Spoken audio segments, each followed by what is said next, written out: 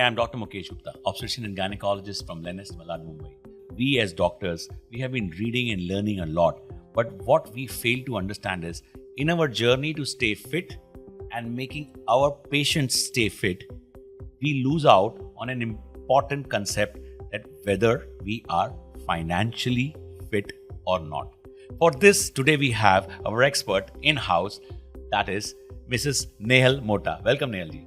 Thank you so much, and it's really nice to connect with you again and talk to the seasoned audience of doctors. Yeah, I think for us doctors, people like Nehal ji, who's got almost a decade and a half years of experience and has been treating and handling portfolios and files and financial consultancy work for thousands of doctors and their family members. This is an important concept. What is this concept of financial fitness? Financial fitness is about balancing six aspects of personal finance. So can you tell me that how, for the better understanding of our viewers, that how these various pillars are going to help us to plan better when it comes to our financial fitness? First pillar is financial goals. Financial we should goals. have absolute clarity on what is our short-term, what are our long-term goals. Just to give you an example, getting financially free is a long-term goal. Sending our kids for higher education is a long-term goal. Maybe upgrading our homes or our hospitals could be a medium-term goal, and short-term could be just having an emergency fund at all point of time. So, I love this. She says that create a strategy. Not creating a strategy to succeed is as good as creating a plan to fail. Brilliant. So I think this creating a strategy for long-term and short-term. Exactly. So understanding financial goals. The second thing is budgeting. As a family, what is it that you earn? Where is it that you are spending? And the budgets. Are you spending on needs? Are you spending on wants? And if there's too much getting spent on needs and wants, there's hardly anything left to save. So budgeting is very important, and understanding how the money is flowing, the cash flow. This is very interesting. Needs, wants, and saving. What you don't understand is how do you manage your teenage kids and your wives who are really want to go on luxury binge. So we need to also factor in that aspect when we talk about budget.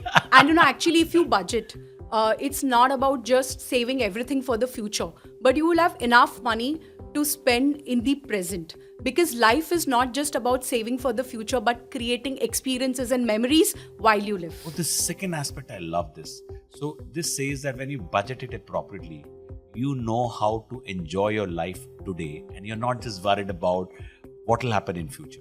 That's a very interesting thought. So if my wife asks for a LV, or she decides to buy a diamond bracelet, whether it is good enough now or not, if my budget tells me so, I'm absolutely stress-free. Oh, that's interesting. Exactly. This is the second pillar. Third. Yes. The third pillar is investing, which we were talking about, that real estate or fixed deposits or insurance or mutual funds. So once we have clarity on our financial goals, we've sorted our budgets, then we actually come to investing.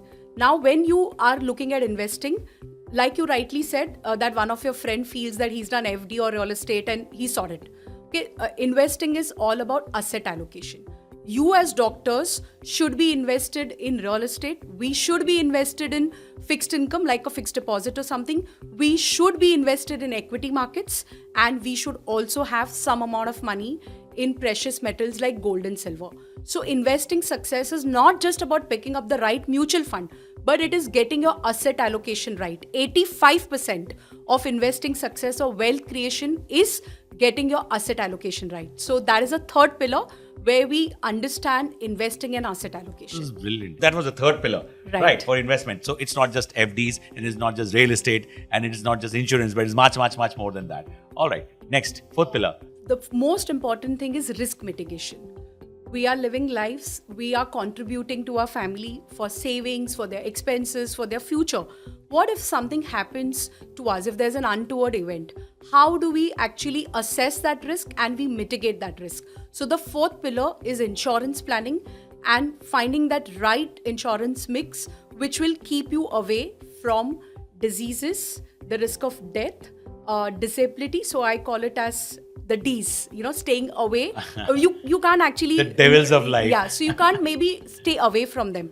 But there is financial implication of this. And so how do you mitigate that financial loss or risk which will happen when, life hits us with something unexpected? There's a black swan event like the COVID which had happened and everything fell apart. Exactly. Okay. So that is a fourth pillar.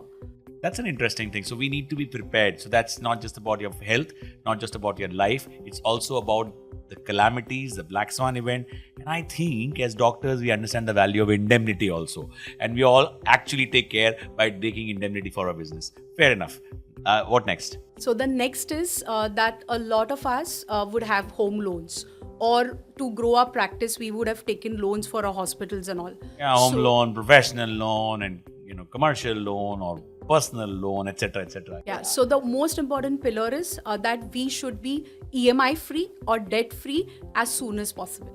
And if we can grow our wealth without being too much leveraged or without being in this burden of EMIs and debt, like I'll say, a lot of doctors whom I meet or a lot of people we've met over the last 2 decades, one thing which really doesn't let them sleep peacefully is the debt and the EMIs. Okay, so even if they have wealth, they have money to pay that loan, but still having that piece, which is there's like a sword of Damocles, exactly. which basically, okay, I need to finish this. Exactly. So making a plan to be debt free.